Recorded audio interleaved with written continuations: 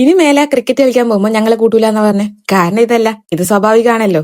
ഇതാണ് കാരണം. മൂപ്പരിക്ക് ടർഫ് പോയത് ഭയങ്കരമായിട്ട് അങ്ങ് ഇഷ്ടമായി. പിന്നെ വരുന്നില്ല, കുറച്ച് കഷ്ടപ്പെട്ട്. റൂമിൽ നിന്ന് ഇറങ്ങിയപ്പം ഇത്തിരി സന്തോഷത്തിൽ ഇറങ്ങിയ ഇവിടെ എത്തുന്നതിന് മുന്നേ ആ സന്തോഷമൊക്കെ പോയിക്ക്. കാരണം അത്രയും ലോങ് ആയിരുന്നു. ആശാന് പകുതി എത്തിയപ്പോഴത്തേക്ക് ഏറെക്കുറെ മടുത്തേക്ക്. ഷോപ്പിലെ വർക്കും കഴിഞ്ഞ് എല്ലാ വീക്കെൻഡും 10-20 കിലോമീറ്റർ ഓടി വന്നിട്ട് ക്രിക്കറ്റ് കളിക്കാൻ എനിക്ക് പ്രാന്താണോന്ന് ഞാൻ എപ്പോ അവനോട് ചോദിക്കലുണ്ട്. അവിടെ എത്തിയപ്പാണ് എനിക്ക് അതിനുള്ള മറുപടി കിട്ടിയത്. കാരണം എനിക്കിത് കണ്ടിരിക്കാൻ തന്നെ ഭയങ്കര രസമായിരുന്നു. അപ്പൊ ആ കളിക്കുന്നവർ എത്രത്തോളം എൻജോയ് ചെയ്യുന്നുണ്ടാവും. ഒരാഴ്ച മുഴുവൻ പണിയെടുത്ത ക്ഷീണം ഒരു ദിവസം ക്രിക്കറ്റ് കളിക്കാൻ പോയാൽ മാറുന്നാണ് ഓൻ എന്നോട് പറയല്. ആദ്യത്തെ കുറച്ച് സമയം ഞാൻ വിചാരിച്ചേ ഇവനിങ്ങനെ വെറുതെ വെക്കാനാ വന്നേ, കളിക്കൊന്നുമില്ല എന്നാ. അങ്ങനെ ഓന്റെ ടേൺ വന്ന് കുഴപ്പമില്ലാന്നങ്ങ് തോന്നുന്നു. പക്ഷെ ഞാൻ എന്തായാലും ഓൻ അത്യാവശ്യം നല്ല നോക്കി. അയ്യേ, ഇതിന് വേണ്ടിയിട്ടാണ് ഇത്രയും ദൂരമൊക്കെ വരുന്നതെന്നൊക്കെ ചോദിച്ചിട്ട് എന്നെ കൊണ്ട് ഇത്രയൊക്കെയല്ലേ പറ്റുള്ളൂ. നമ്മളെക്കാൾ കൂടുതൽ എൻജോയ് ചെയ്ത് സെയിനായിരുന്നു. കാരണം ഓനക്ക് കളിക്കാൻ പുതിയ ഫ്രണ്ട്സിനെ കിട്ടിയിരിക്കും.